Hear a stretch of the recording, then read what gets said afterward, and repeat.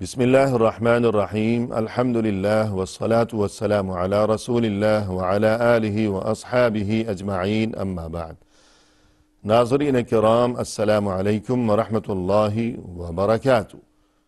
شرح الادب المفرد کے عنوان سے اس پروگرام کے ہمراہ ہم آپ کی خدمت میں حاضر ہیں، اور اس سے قبل گزشتہ نشست کے موقع پر یہ کتاب کہ جس کا نام ہے الادب المفرد، اس کتاب کی شرح کے دوران گفتگو یہ چل رہی تھی کہ امام بخاری رحمہ اللہ نے یہ باب جو قائم فرمایا ہے کہ جس کا نمبر ہے 35 اور جس کا عنوان ہے کہ باب فضل من يصل ذا الرحم الظالم، یعنی اس شخص کا مقام و مرتبہ اور اس کی فضیلت و منقبت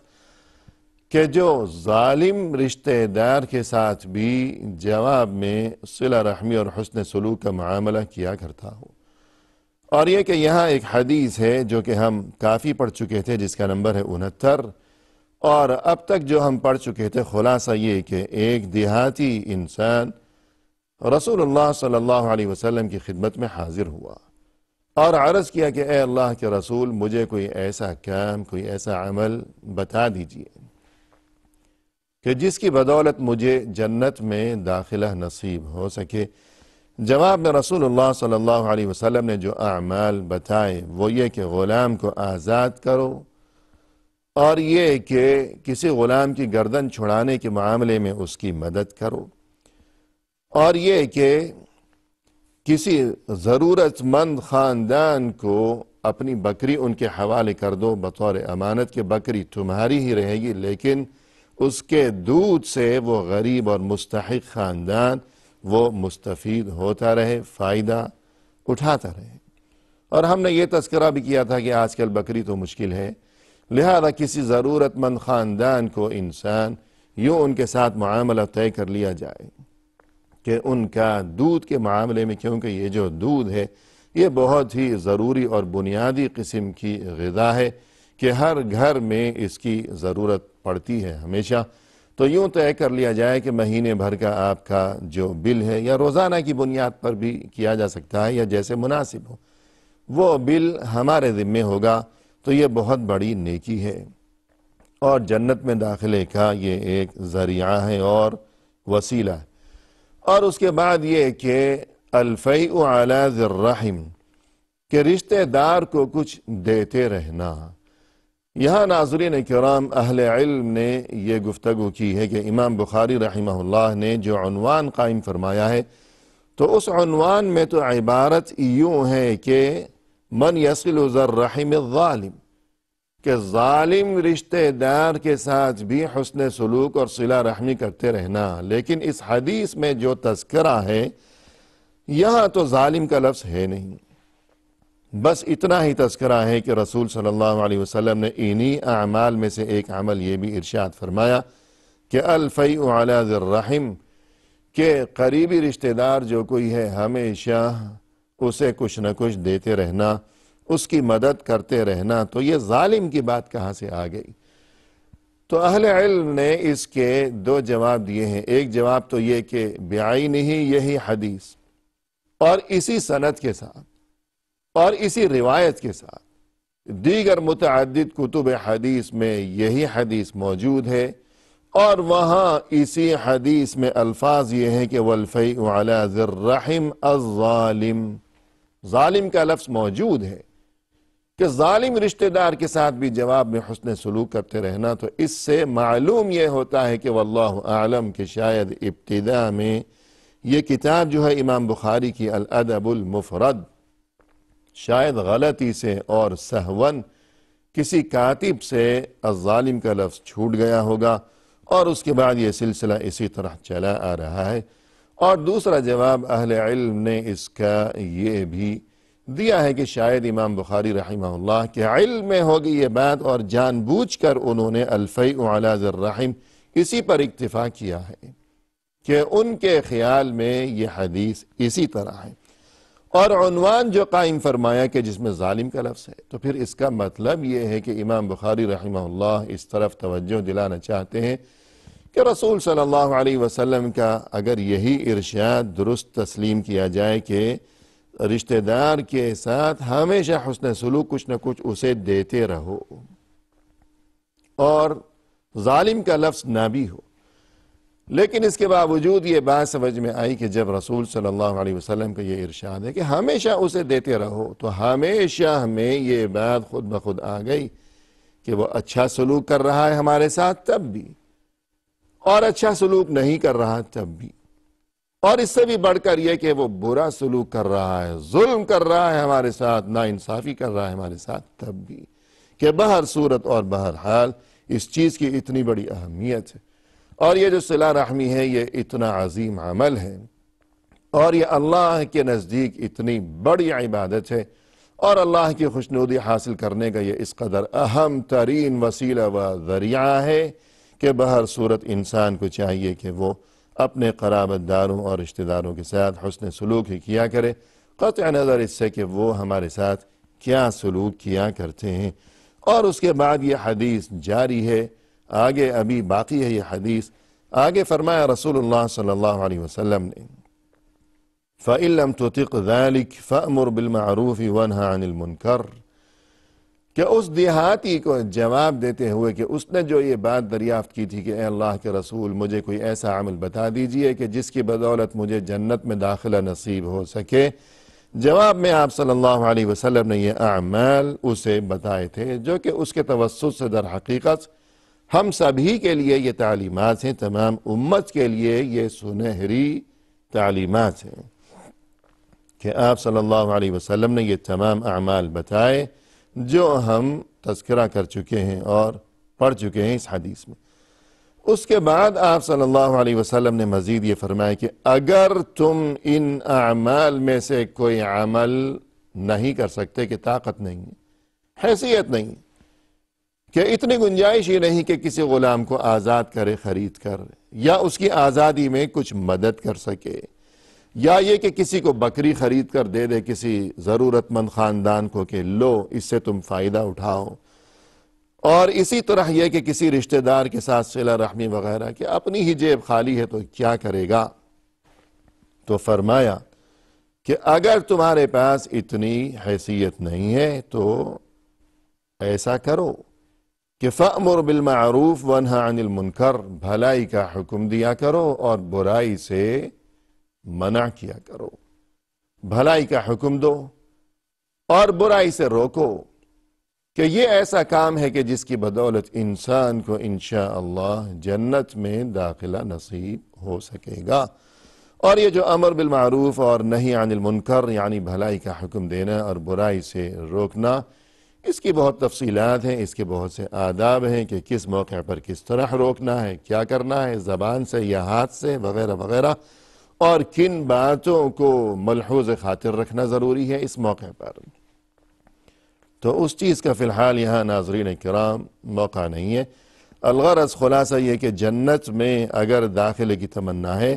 تو ایک کام یا ایک عمل ان اعمال میں سے یہ بھی رسول صلی اللہ علیہ وسلم نے ارشاد فرمایا کہ بھلائی کا حکم دیتے رہو اور برائی سے روکتے رہو۔ اور پھر مزید فرمایا کہ فَإِن لَمْ تُطِقْ ذَلِكَ، اگر تم یہ بھی نہیں کر سکتے کہ اتنی بھی حیثیت نہیں ہے کہ نہ تو جیب میں کچھ ہے کہ کسی کی مالی مدد کر سکو، اور نہ ہی معاشرے میں کسی کی اتنی حیثیت ہے کہ اپنی زبان سے کسی کو کچھ کہہ سکے، بھلائی کا حکم دے اور برائی سے منع کر سکے، اتنی حیثیت بھی نہیں ہے، تو اب کم از کم کہ دیکھیے، اور بھی کم از کم یعنی رسول اللہ صلی اللہ علیہ وسلم کی طرف سے اپنی امت کے ساتھ یہ جو شفقت اور رحمت کے معاملات، یہ عنایتوں کی اور مہربانیوں کے سلسلے کے، یہ نہیں تو پھر یہی کر لو، یہ نہیں تو پھر یہ کر لو، یوں کر لو، کہ کسی نہ کسی طرح یہ امتی، یہ مسلمان، یہ اللہ کے بندے کسی نہ کسی طرح انہیں جہنم کے عذاب سے نجات اور جنت میں داخلہ نصیب ہو جائے۔ رسول اللہ صلی اللہ علیہ وسلم کی طرف سے امت پر یہ احسانات کے سلسلے یہ چیز قابل غور ہے کہ اگر اس کے باوجود ہم منہ موڑے رہیں اور روگردانی کیا کریں، غفلت کا مظاہرہ کیا کریں، تو یہ کتنی بڑی بدنصیبی کی بات ہوگی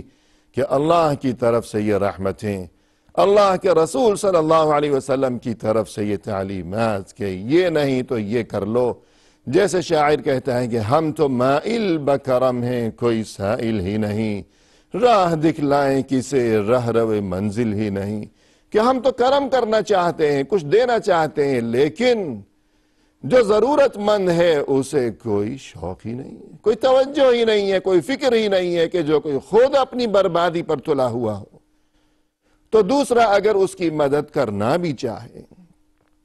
تب بھی وہ بیچارہ کس طرح اس کی مدد کرے گا کہ یہ تو خود ہی اپنی بربادی پر تلا ہوا ہے. تو فرمایا کہ فَإِن لَمْ تُطِقْ ذَلِكَ، اگر تم یہ بھی نہیں کر سکتے کہ کسی کو بھلائی کا حکم دے دو اور برائی سے منع کر دو، فَكُفْ لِسَانَكْ إِلَّا مِنْ خَيْرٍ، تو کم از کم اتنا تو کر لو بھائی کہ اپنی زبان کو روک کر رکھو، ہاں مگر خیر سے. اگر بولنا ہے تو ایسی بات کہو کہ جس میں خیر و خوبی ہو،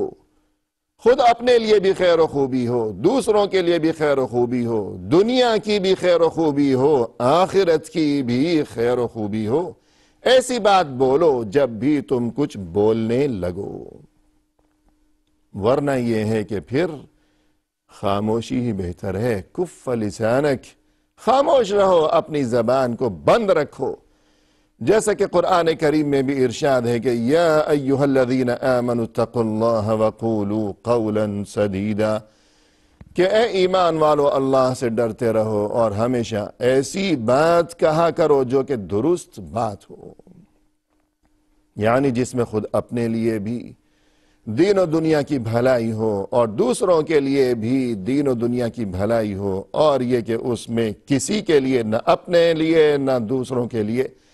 شر کا اور برائی کا اور کسی قسم کے فتنہ و فساد کا کوئی سامان پوشیدہ نہ ہو. اور جیسا کہ قرآن کریم میں فرمایا کہ ما يلفظ من قول الا لديه رقیب عتید، انسان اپنی زبان سے جب بھی کوئی ایک لفظ بھی ادا کرتا ہے، ما يلفظ من قول، کوئی ایک لفظ، کوئی ایک بات، مگر وہ اس بات کو یاد رکھے کہ اس کے قریب ایک بہت ہی مستعد اور تیار ہمہ وقت موجود ہے، ہمہ وقت تیار ہے اس کی زبان سے نکلنے والے ہر ایک ایک لفظ کو لکھنے کے لیے اور ہمیشہ کے لیے محفوظ کر لینے کے لیے کہ اپنے ہر قول و عمل کا اللہ کے سامنے جواب دینا ہے. رسول اللہ صلی اللہ علیہ وسلم نے فرمایا کہ من كان يؤمن بالله واليوم الآخر فليقل خيرا او ليصمت، جو کوئی ایمان رکھتا ہو اللہ پر اور قیامت کے دن پر، یعنی قیامت کے دن اللہ کی عدالت میں پیش ہو کر وہاں اللہ کے سامنے اپنے ہر قول و عمل کا جواب دینے پر جو کوئی ایمان رکھتا ہو صدق دل سے، تو اسے چاہیے کہ وہ ہمیشہ اچھی بات ہی کہا کرے، ورنہ یہ کہ وہ خاموش ہی رہا کرے. تو ناظرین کرام، اس شخص نے رسول اللہ صلی اللہ علیہ وسلم کی خدمت اقدس میں حاضر ہو کر جب یہ گزارش کی اور یہ سوال دریافت کیا کہ اے اللہ کے رسول مجھے ایسا عمل بتا دیجئے، کوئی ایسا ارشاد فرما دیجئے کہ جس کی بدولت مجھے جنت میں داخلہ نصیب ہو جائے، تو رسول اللہ صلی اللہ علیہ وسلم نے فوری طور پر جواب دینے سے پہلے یہ ارشاد فرمایا تھا، جیسا کہ ہم تذکرہ کر چکے ہیں کہ تمہاری گفتگو بہت ہی مختصر ہے یہ، لیکن جس چیز کے بارے میں تم نے سوال پوچھا ہے وہ بہت ہی عظیم اور اہم ترین معاملہ ہے وہ. اور پھر آپ صلی اللہ علیہ وسلم نے یہ اعمال بتائے کہ ان کی بدولت انسان کو جنت میں داخلہ نصیب ہوگا. اگر یہ اعمال انجام دینے کی طاقت نہیں ہے تو کم از کم یہ کہ انسان بھلائی کا حکم دے اور برائی سے لوگوں کو منع کیا کرے، اور اگر اس کی طاقت بھی نہیں ہے تو پھر اس سے بھی کم از کم اتنا تو ہر کوئی کر ہی سکتا ہے یقیناً اور یقیناً کہ انسان اپنی زبان کو روک کر رکھے، لگام دے کر رکھے، ہاں یہ کہ اگر کچھ کہنا ہے تو اس کی زبان سے ہمیشہ کلمہ خیر ہی نکلنا چاہیے، ورنہ یہ کہ پھر خاموشی ہی اختیار کی جائے کہ اسی میں بہتری ہے۔ اور اس کے بعد ناظرین کرام، یہ ہمارے سامنے ایک نیا باب ہے کہ جس کا نمبر ہے 36، اور اس کا عنوان قائم فرمایا ہے امام بخاری رحمہ اللہ نے کہ باب من وصل رحمہ فی الجاہلیت ثم اسلم، کہ اگر کوئی شخص جاہلیت میں یعنی زمانہ قبل از اسلام میں وہ رشتہ داروں کے ساتھ صلہ رحمی کا معاملہ کیا کرتا تھا، اور اس کے بعد یہ کہ وہ مسلمان ہو گیا، دین اسلام قبول کر لیا، کہ جاہلیت کے زمانے میں اسلام قبول کرنے سے قبل جو اس کی زندگی تھی، اس پرانی زندگی میں جب وہ مسلمان نہیں تھا وہ صلہ رحمی کیا کرتا تھا، اب وہ مسلمان ہو گیا، تو اس بارے میں کچھ تذکرہ ہے۔ یہاں حدیث ہے جس کا نمبر ہے 70، فرمایا کہ عن حکیم ابن حزام انه قال للنبي صلى الله عليه وسلم أرأيت أمورا كنت أتحنث بها في الجاهلية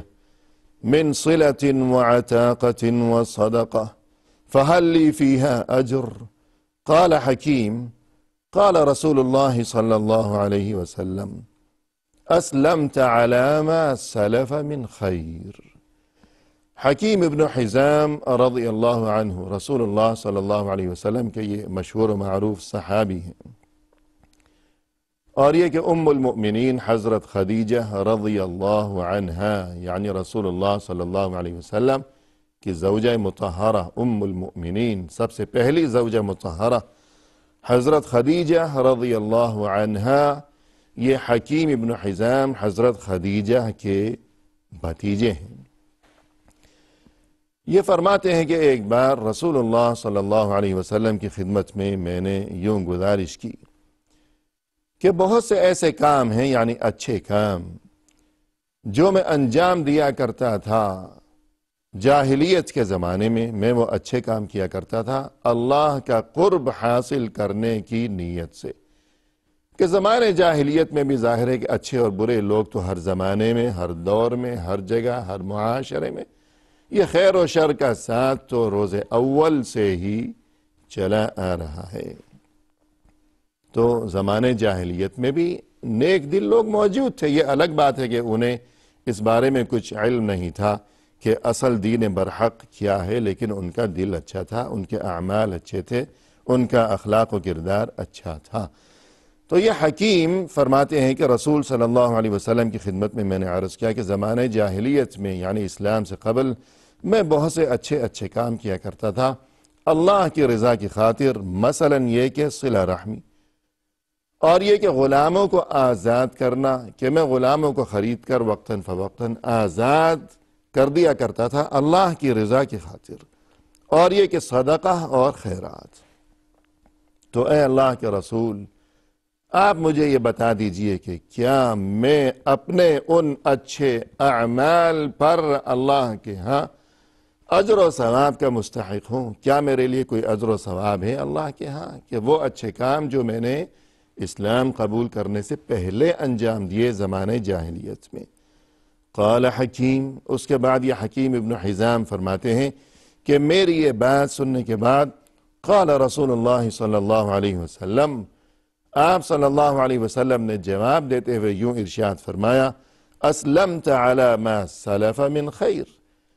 جو اچھے اعمال تم زمانہ جاہلیت میں قبول اسلام سے قبل انجام دیتے رہے ہو اے حکیم، تمہارے قبول اسلام کے بعد بھی تمہارے وہ اچھے اعمال تمہارے ساتھ ہی ہیں، یعنی اجر و ثواب تمہارے لیے اللہ کے ہاں محفوظ ہے ان اچھے کاموں کے عوض بھی کہ جو تم نے زمانہ قبل از اسلام میں انجام دیے تھے۔ تو یہاں ناظرین کرام، پہلی بات تو یہ کہ صلہ رحمی کے ساتھ چونکہ اس چیز کا تعلق ہے کہ وہ اچھے اعمال جن کا تذکرہ حکیم ابن حزام